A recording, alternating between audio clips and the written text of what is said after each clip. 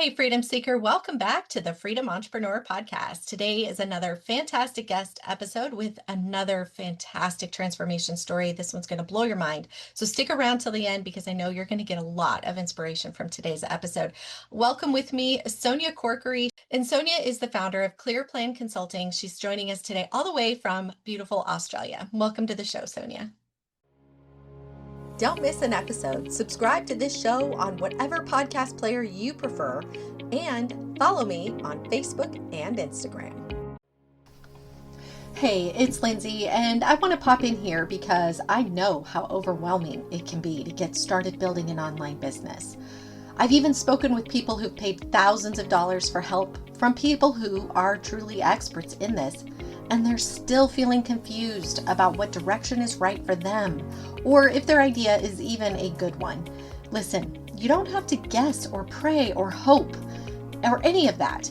There is a way to test the market to ensure your idea is a good one so you can launch with confidence. And that's exactly what I show you in this simple 35-minute video training. I keep it simple because I know you already have so much swirling around in your brain. I'm not here to add more confusion because what you need right now is clarity. And that's what's in store for you in the short training called How to Tell If Your Idea Will Be Profitable. Access the video right now by texting the word freedom to 55444. Stop guessing and start taking strategic action. Text freedom to 55444. All right, back to the show. Thank you, Lindsay. It's a pleasure to be with you. Thank you. I'm excited to have you here. Well, as usual, I like to kick it off with you telling us a little bit about yourself, just kind of explain who you are to the audience so they can get to know you a little bit. Well, obviously my name is Sonya. I'm an Aussie from down under, all the way across the other side of the world from most of you. And my husband and I have been in a business journey for nearly 2 decades now. Our main business is an electrical consulting business, but we have multiple businesses, of course, doing multiple things. Just because we just love the added pressure, why not add to the plate? We have 3 beautiful sons, and basically in the last couple of decades of doing this journey, we've really grown as people, as humans, as business owners, entrepreneurs, and we started to question, what's on the other side of this? What's our life going to look like? Where's this journey taking us? And it's really just been an exploratory journey in the last few years to kind of say, well, what is that end journey? What is our why? What is our purpose now beyond this? Yeah, I think a lot of times it's easy to get something started because it seems like the right thing to do in the moment. But when we run across challenges, all of a sudden it can really be like, why are we doing this? Is it worth it? I mean, sounds like you and your husband have run across some pretty significant challenges. I would be curious to hear, a little more about that. Well, over the first probably decade, we really were fighting just to keep the business alive. We probably were not seeking assistance or help. We weren't in any business groups. We weren't around other business-minded people, and we really struggled, I'd say, in that, especially that first 5 to 7 years, which is a miracle, right? Because in Australia, most businesses fail within the first 3 years, 85% of them. And so it's a miracle we all kind of even got to that point because we just weren't even open to learning, I'd say, to be honest. And then over the course of the journey, things seemed to get a bit easier, but we just were really turning our wheels. Like we would implement some things and some things we wouldn't. And every year kind of looked the same. Yes, we'd have some growth and it was great. And then when COVID hit, it was detrimental for most businesses, for most people.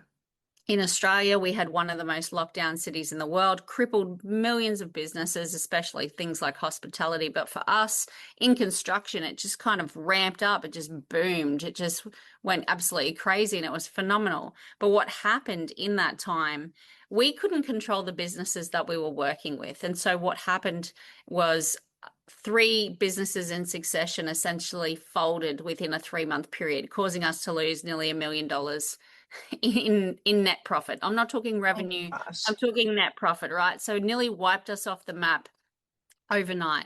And when we sat and ran the numbers, we literally had 5 days worth of funds for trading, because if we took into account what we owed and what we thought, like what we had 5 days, and it was the most sickening feeling in the world. And I just felt such a loss of control in that situation. And the journey that really put us on, because we had to make that decision if we were going to fold, if we were going to come back from this. And we did come back, but it took me 12 months of constant strategizing just to get us through to the point where we had made it back to zero. And Wow. it really had me ask that question, what are we doing? What are we doing this for? What's on the other side of this? Because I have to have a clearly led purpose to get through this. Otherwise, what's the point?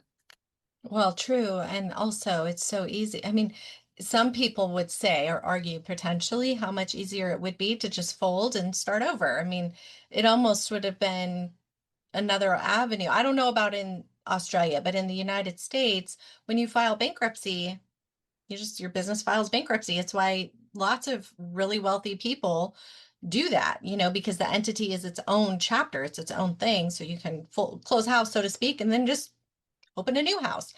But, I'm curious, is that true in Australia?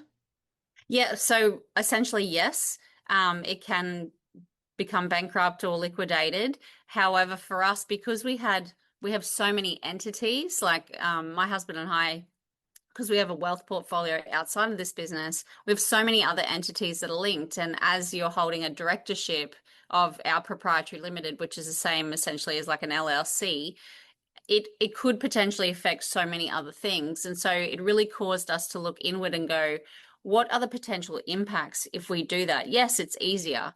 We could just wipe it off overnight. We didn't owe any money to our taxation office, essentially like an IRS, our ATO. And so the people we owed money to were our suppliers. And so if we did want to start again and we closed up, nobody's going to give me accounts again. I will Mhm. never be able to trade in this type of industry again, because the people I will hurt are the people I need to help me, right? And Right. so we had to look at that and go, well, the one thing I could owe money to, I don't, the taxation office, but the people I do owe money to are my team, who I love and I need and want to support, my suppliers who I need, and everyone around me that helps my business move forward and function. And so I really looked at that and went, well, I'm not going to hurt those people. And I Right. think a lot of that was my ego driving that too, which, as you know, your ego's in place to protect you. But without that, I don't think I would have been able to push through.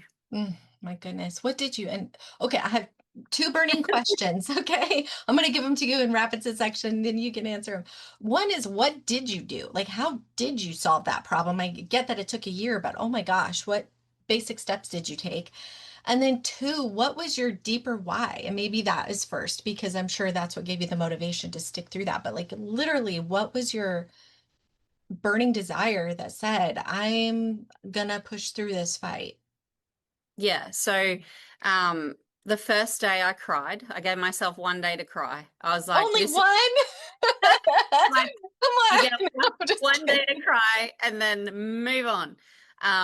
That was always something that we had growing up. It's like, it's okay to cry, but you get one day to cry and then you have to make a plan, right? Because you get stuck in that cycle of the devastation and it can cripple you, it can freeze you, and you can do that fight or flight, but some people freeze and then you just can't move forward. And an inaction is still an action. And so I had to make a decision and I had to move forward.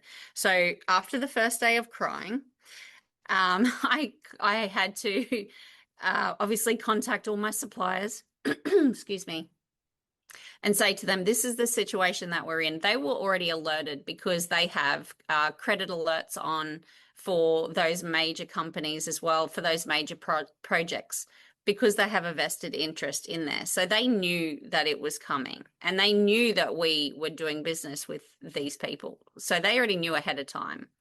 And they said to me, look, it's better for us to get paid and help you than it is for us to try to, lock you in and say, no, you must pay here. And then you essentially, we walk away with nothing. So, absolutely, we want to help you. But what does that look like? We need to have some parameters and an agreement in place. And I said to them, well, what I'm going to need from you is beyond a 60, 90-day term. I don't know exactly when this is going to happen, but I'm going to say to you, based on cash flow forecasting, I can pay you X for the rest of this time until this debt is done, if you're happy to keep that arrangement in place. And they were great, fantastic, absolutely phenomenal. Um, and every month when that payment came around, I kept to my word and I absolutely paid that. And they said to me after the fact that you paid every single month, you gave your word, like that's worth more than anything Mm. because you delivered on what you said. I said there was no way I was not going to pay you guys. Like if I had to sell something, whatever, like I'm going to make it happen.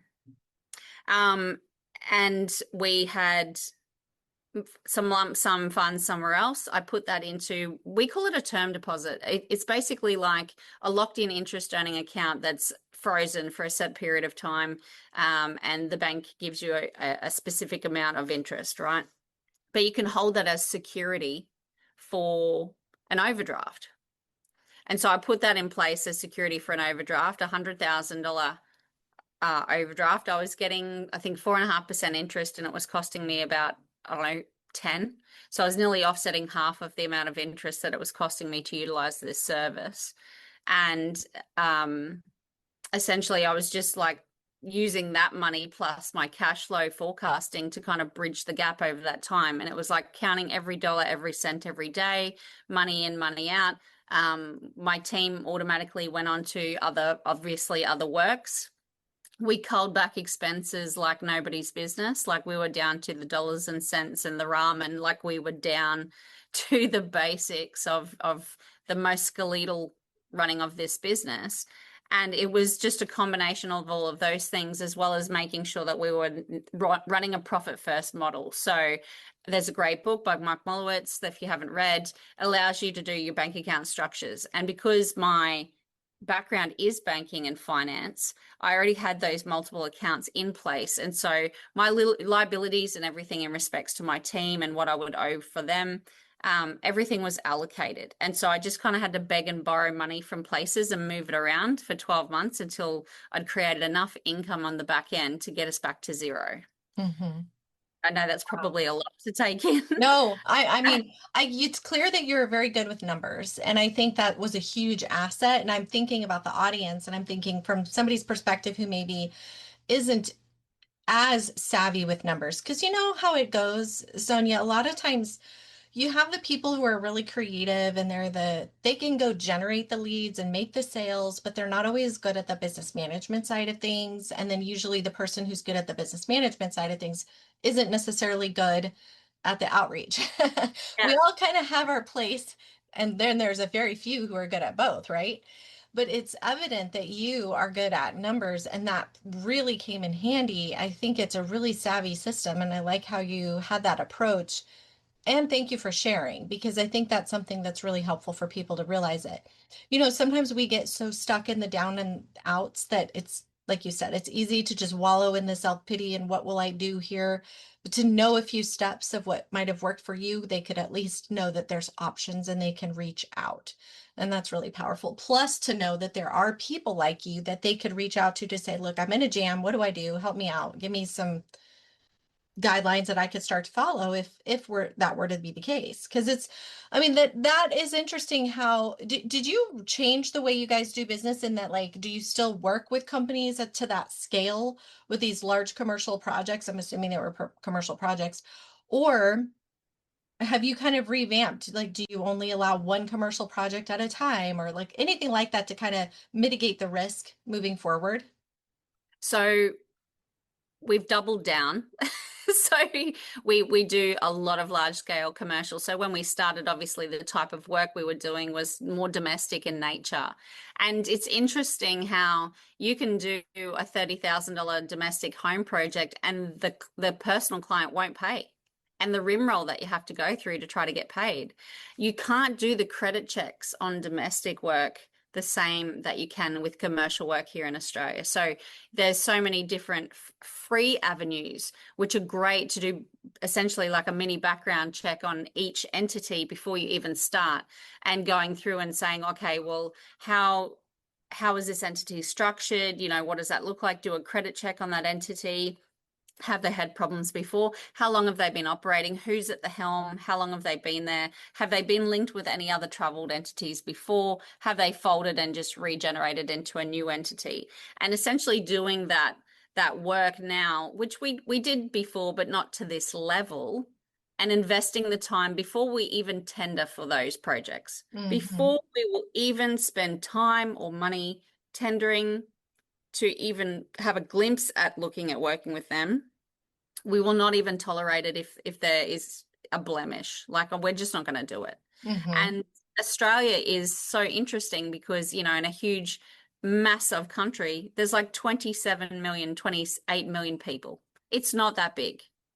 And so it becomes almost like a large country town where you get to know these companies, who's out there, who's running them, what's happening, and you kind of always up to date, with really the goings on. And so for us, yes, we absolutely police now like no one's business, the Yeah. onboarding essentially.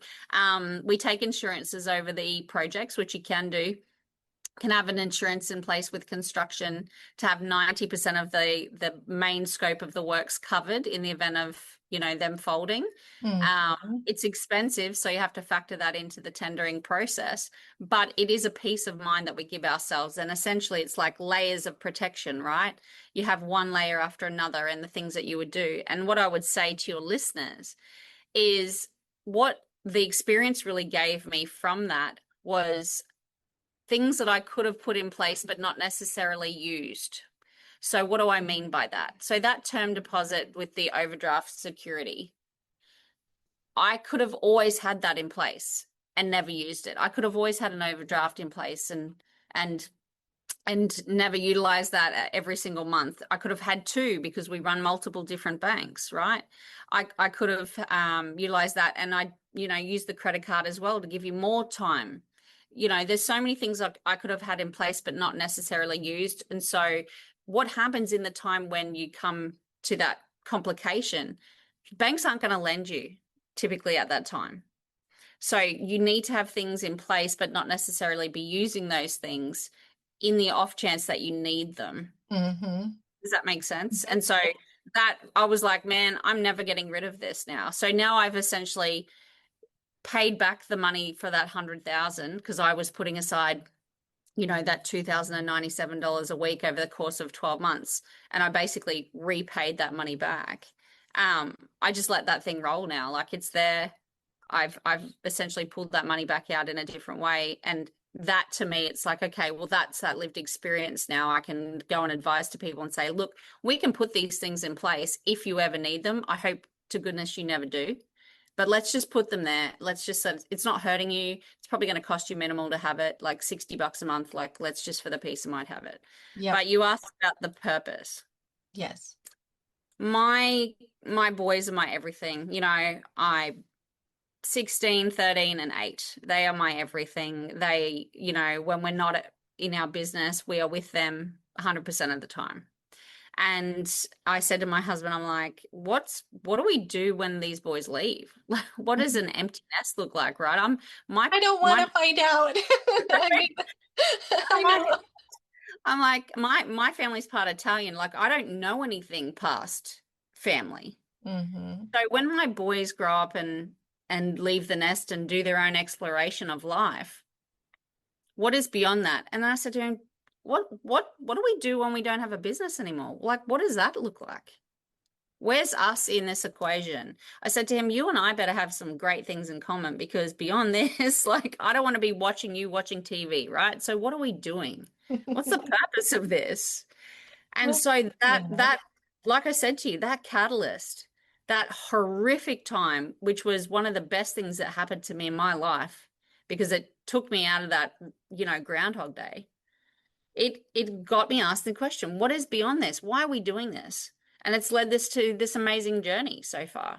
That's awesome. So do you mind sharing what your ultimate, like, obviously family, but like, what is for me, it would be farming. Like, if my business was done, I've got my little farm here. I can think of a million and one things I would do to stay, not just to stay busy, but things that would bring me joy, that I would enjoy doing. I love building. I love little projects I'm doing. I love taking care of my animals. I love riding my horse. I could find other horsey friends and go, you know, do that kind of stuff. I know exactly what my happy place will be at that time. I'll still be sad because I'll miss my kids, but yeah, I have one that's 17. He's about to graduate, and I'm already like, I don't want to see this day, but I do. Of course, I do. I want to see him blossom, but it's a bittersweet. You know, I'm not. I'm excited for him. I'm not so excited for me. They say with like especially mothers, it's like a long breakup. And Yeah. it's just that. And I said to my husband, I'm like, I know they're going to be around and I know that I'll see them, but what do we want to do? And so we talked about it. We've done a few seminars internationally. And what it actually allowed us to do was level up because we were like, why just stay in Australia? Like we love Australia. We've been here our whole lives, but we're like, there's such a massive world out there. And we started traveling. Oh, And nice. what we decided is we're thinking we're going to be nomadic. We're Hmm. thinking we're actually going to probably spend maybe 4 months a year in Italy, potentially 4 months a year in maybe Thailand, 4 months a year in Australia, and change it up. And so we thought, why don't we, for the good years that we have physically, where we are physically fit to travel, why don't we become nomadic? And so we've spent the last few years investing our time and money in going to these conferences and being around people who are living that. What does that look like? And we could do it for 5 years and love it and then be done with it. We could do it for a decade or more and love it. We could do it for 5 months and go, I don't like this. But it's the freedom to choose what we've done on the back end and building our wealth creation outside of the business has allowed us to be able to have the freedom to make these choices. Hmm. And I'm like you, like I grew up in farming. I'll always come back to Australia and I'll always have a large parcel of land and grow food and do a lot of things to, keep me busy because I love doing that. And it's also, great health benefits of doing that as well. But I just think to myself, man, why can't I? And so I've surrounded myself with a different group of people that are experiencing and doing those things. And I'm really just sucking up all this information of lived experience and going, okay, well, how do you structure your accounts and where, what do you do for housing? How is that structured? Can you own in different properties? What does that look in different countries? What does that look like? Do you do citizenships or do you do visas or what can you do? And it's just been phenomenal, a phenomenal experience of learning over the That's last few pretty years. cool. Yeah, that's really neat. For the listening audience, is there a organization or a group that you've found that kind of connects you with those people? So the event I went to that was probably the most eye-opening was called Nomad Capitalist, and they do have a YouTube channel as well.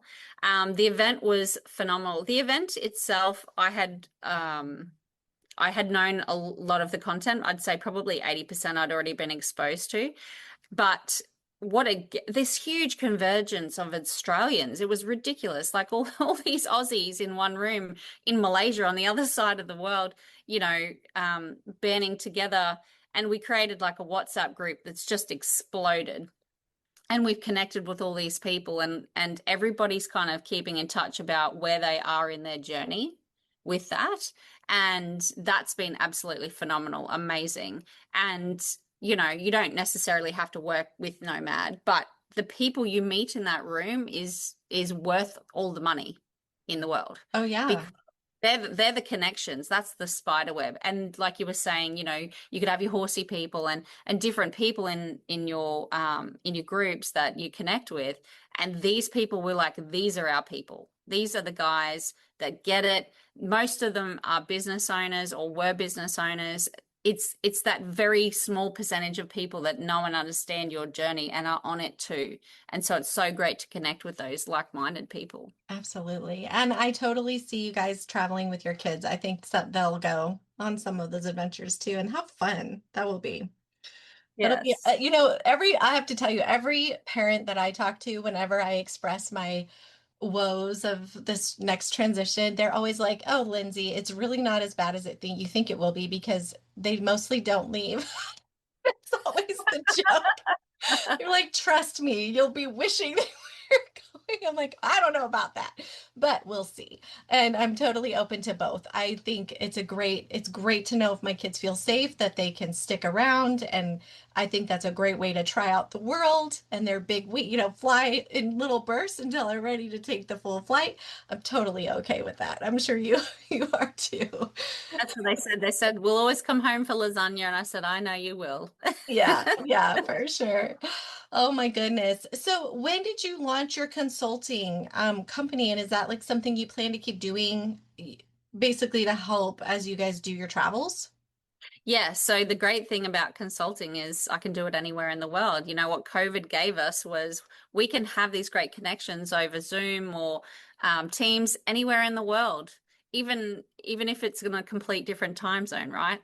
If you've got two willing people to connect, amazing things can happen. And so I had actually launched the consulting business years before the main, breakdown of that construction business was happening. Um, but it was kind of just ticking along, and it really came out of necessity as far as like people just kept asking me questions in these business groups, and I was like helping all these people outside. And David, my husband, was saying, you need to charge for this. Like, you're giving up so much time. You have valuable information that you can impart and help people. And so I was really born out of um, that purpose led that I felt in respects to that. But it was just ticking along, and it's never been massive. I'm not looking to take on hundreds of clients or thousands of clients because it's very one-on-one. Like, I can literally walk in and go in and restructure all the back end of the financial setups, the bank accounts, and everything. Look at the operational aspect and put those things into motion that they necessarily don't have time to do or may not yet understand how to do or not even know exist. And so those things I put in place can essentially, the system works, just keep that trajectory going, once you're on it, and kind of upskill the knowledge base. As you said, I love numbers. I'm one of those sick people who love spreadsheets. And I'll do that bit that people don't like doing. Hmm. That's essentially one of the guys I know, he calls me the janitor because I come in and clean it. That's funny. And I'm like, that's cool because that's my happy place, right? I love Yeah. doing that for people. And so if I can do that and it fills my cup, well, why not? I'm just helping them, and it's making them not have to worry about that in the back end, just get on and do what they love doing in the front end of the business. Right. Yeah, it's true. Well, and that is a piece that, like I said, a lot of business owners do struggle with. And also, I've seen where business people hired at that section out, right? I got a bookkeeper or I got a CFO or whatever to come in and handle that. And if a business owner has that situation going on, they need to know the process. They need to understand the numbers because they have to hold that person accountable. Otherwise, they're just a sitting duck. And too often, I've seen people get taken advantage of because taxes weren't done right. Now you all of a sudden are claiming a whole bunch of income that you shouldn't have. Like I actually was a co-owner in an electrical company as well. And we had a friend of mine does similar to what you do, but she's a CFO. She does a little bit different. She doesn't do it for you. She kind of coaches you through it. And she'd asked about our inventory. And I said, well, we don't carry inventory. She said, well, why not? And I'm like, well, he just didn't want to manage it. Before I came, it was too overwhelming. And it is an overwhelming thing. You got to really think about your process before you go into that. Anyway, she's like, well, all of this was put to cost of goods, but it's not sold. And it just totally went by making all those adjustments on the balance sheet, totally changed our income, our net income. And so it made us in a different taxable bracket based on a mistake a previous finance person should have at least asked about, and let the business owner make a decision or said, hey, look, you're opening yourself up for something here. That never happened. So what I'm saying is I like your process because I like that you go in, you do it, but you're going to teach them the system and say, just keep marching in this direction. This is how it all comes together. So then that way they at least know when something looks funny. Yeah, and I mean that's the infancy stages, and you really have to see where people are at with their knowledge base in their business because ideally I'd like to get people to a point where the business is just running it like a well-oiled machine. And then what they focus on is using that vehicle to grow what they want to outside so they can live the life that they want outside of that. But it's so interesting, Lindsay. When you sit and ask the question, why are you doing this? Most people don't know. They cannot articulate what is the purpose here. Hmm. And so we're like, well, we need to explore what is beyond that because I need you to have a purpose that you deeply feel connected to be able to action these items. Because if it's just a loose thing, it's like when you say to people, what are your values? And they'll recite, honesty and integrity. And you're like, if you don't feel it, if you don't believe it, then you're not going to push hard because the only difference between someone who's successful and someone who isn't is action. Is the only thing. It's true, but then there's also the piece of like the consistent action. And the thing Mm. that I notice is that sometimes people will be either taking action without purpose or not taking action because they don't understand what happens as a result of the action. So it's like to me it's like a cog of wheels, if you tweak this one thing, then these three things happen. So even though checking this one little box doesn't seem that important, it really is. And that trickles all the way down to the support staff who are answering the phones or booking appointments or all of those things. I like it when everybody kind of understands the other side of the rainbow, so to speak. Not that it's their job per se, but what they do or don't do is going to have an impact. But from a business owner's perspective, it goes even further because imagine one day they want to sell their business and they just were sloppy with their books. They're in a real pickle because there's no asset there. It's like you almost just have to stay in business another 5 years and clean things up and hope or find somebody who's willing to buy it without worrying about that. Like it just really changes the game for you if, at that point. Absolutely. And we talk about that all the time. What you think your business is worth and what someone's willing to pay may not be the same thing. And so Hmm. if you're banking on quote unquote retirement is the sale of your business and it's worth half what you think it is, what does that change for you? Like, as you said, it's that one thing that has a huge flow-on effect for the rest of that time. Yeah. Well, we won't be able to travel. We won't be able to have the home that we wanted. We won't be able to do all of these things because now everything has to reduce by half. And it's absolutely devastating because sometimes people are older and there's not enough time to keep going. And Yep. so why limit yourself to only one resource, only one income stream? If you can build that during your time in business, in the midsection of your business almost, and it's small amounts regularly, like dollar cost averaging, but they're going out into something that you can park for the long term.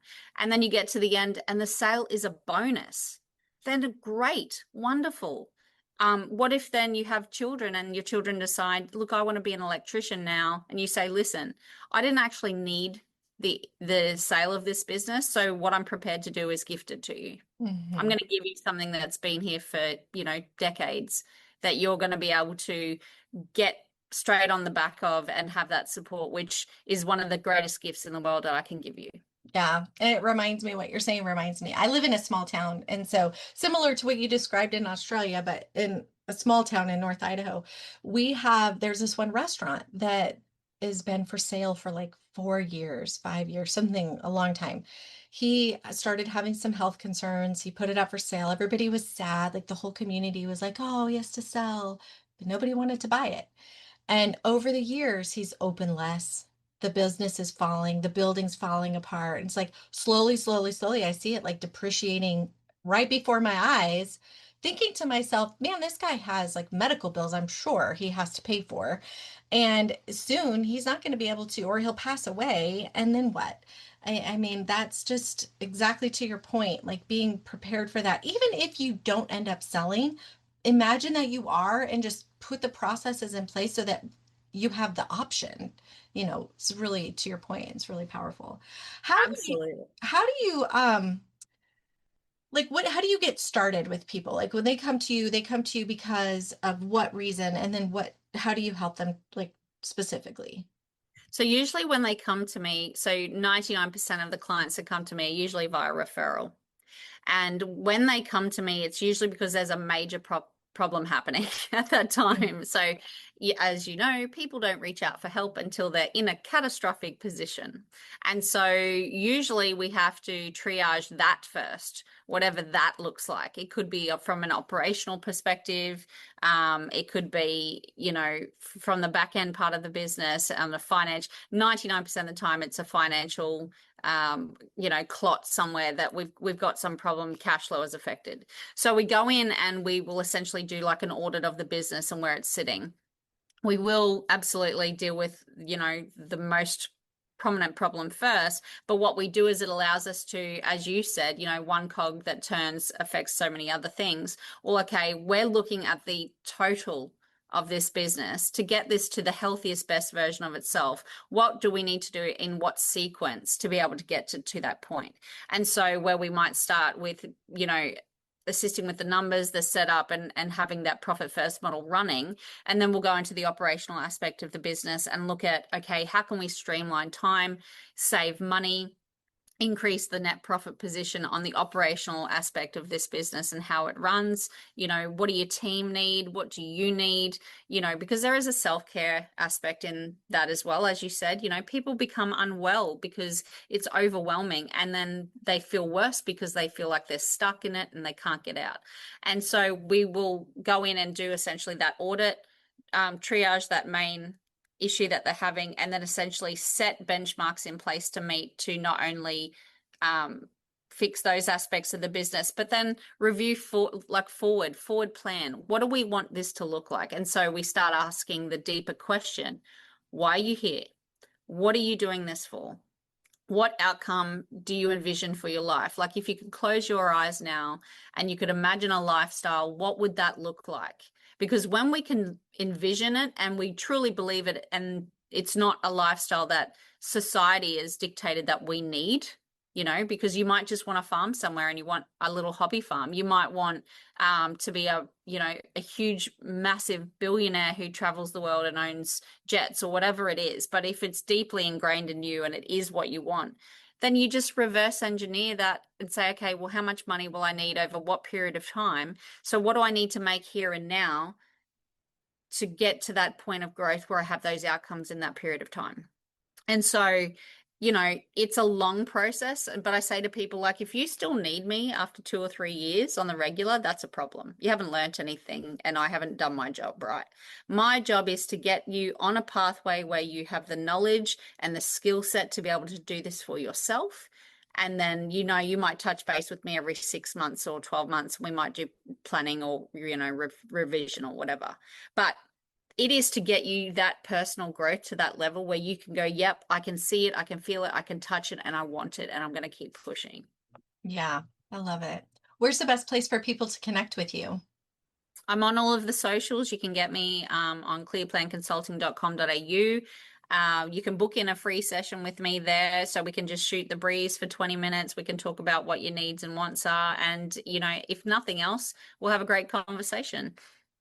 I love it. Well, thank you so much for joining the show. You've added immense value, and I'm really grateful. Pleasure. And thank you so much for your time and having me on the other side of the world. Yes.